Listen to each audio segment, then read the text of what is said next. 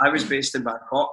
I was playing football there for 3 years. So I started making friends with suppliers, and I just was interested in, like, on my days off, and not even my days off, just even in the evenings, going and looking on the market stalls and doing a bit of research. And right, because we were looking for something. We were looking for that sort of business idea. Like, I was still in touch with Steven a lot, and he was over there, and we were both like, there must be something in Thailand that we don't have here, and that's the way we were sort of thinking at the time. It didn't transpire like that because it's closed everywhere.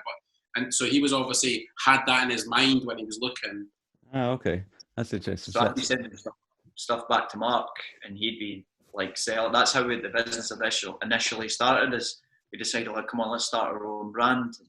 It took a bit of convincing. Probably both of us were like, right, okay, let's give it a go. So we initially started with like £300 each, and we made four designs of t-shirts. But because I was friends with the manufacturers, I was able to get really low numbers. So it was like a graphic printed on a plain white t-shirt.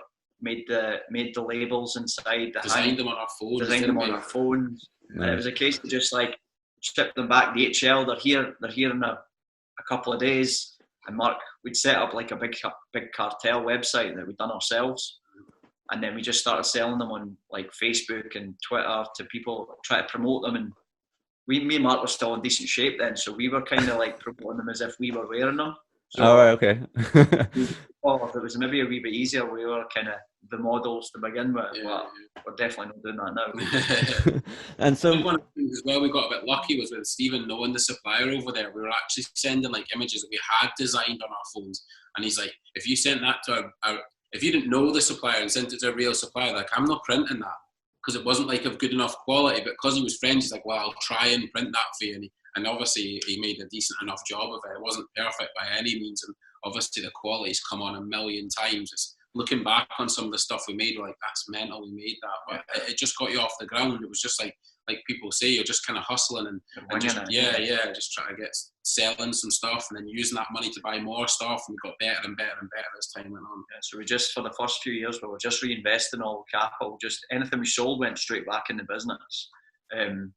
For the first, when I came back to Scotland and moved back in to Mark's flat. So we were running the business for 10 months from Mark's flat. Sleeping on my living room floor. Sleeping on the living room floor, just in like stock. So still working with the factories in Thailand, basically just ordering stock. And once we maybe sold half the, so our orders had quite quickly increased to 100 pieces of a style and then we'd order, like, once they sold half, we'd order another batch and add in a new design. And I think me and Mark were probably lucky that we were still playing semi-pro, so we still had a bit of income coming in, and we both had a job in recruitment in the city. So we'd walk to our week would literally be like Monday to Friday, working 9 to 5, and then we train twice a week, game on a Saturday, and any spare minute we had would be inspired time. So